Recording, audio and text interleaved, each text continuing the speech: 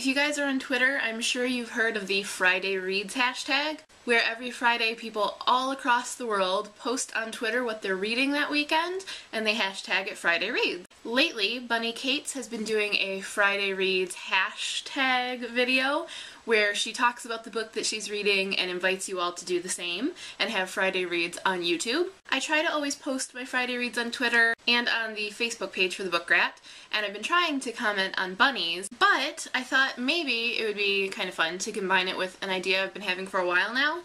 Basically, I always would like to read you parts of the books that I'm reading, just because I think that language is a big part of whether or not you like a book, and it's certainly part of what I look for, and what can win me over.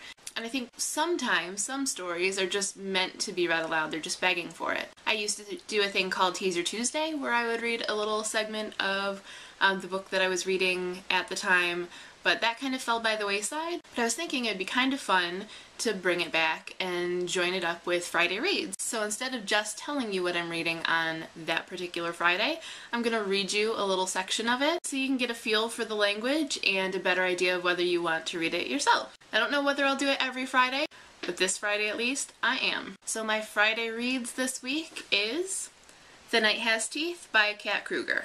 Sometimes I think I may choose a selection that I just particularly like from the book to read to you, but since I just started this one today, I don't have a selection yet, so I'm going to read right from the beginning.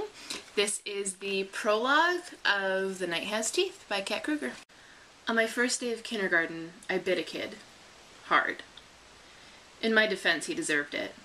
During recess, he tormented a small dog by throwing stones at it from behind the long chain-link fence that encompassed the schoolyard.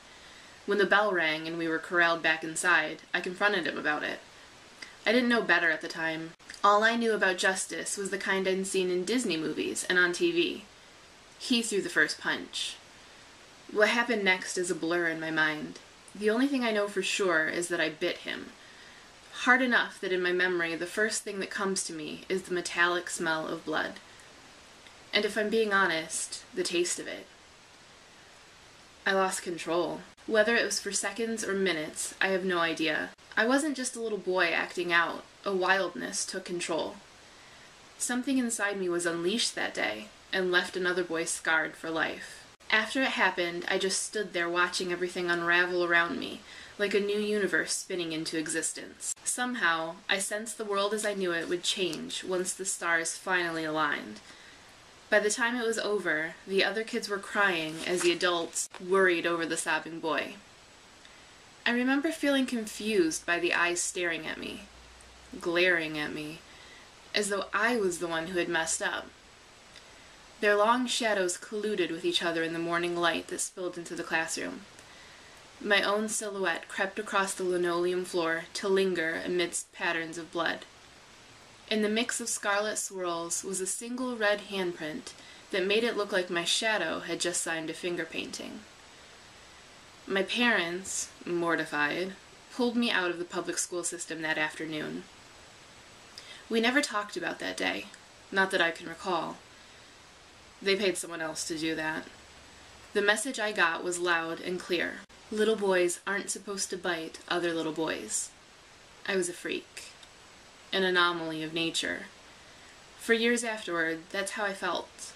Like that dark figure of mine was nipping at my heels, eager to rear its ugly head again, and all I could do was keep running from it.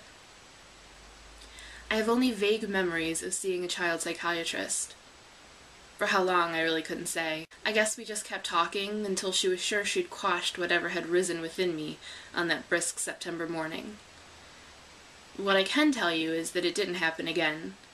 For the rest of my childhood, and into my years as a teenager, it was laid to rest. Or so I thought.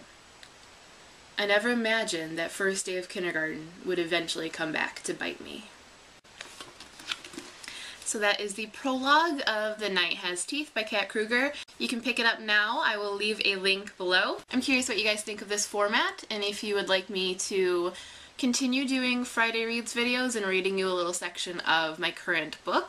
Let me know in the comments, and also let me know what you think of what you heard. Make sure to check out Bonnie's Friday Reads hashtag video, and feel free to do your own. And definitely let me know what your Friday Reads are, either in the comments or on Twitter or on the Facebook page. I'll see you guys soon for book chat, but until then, happy reading!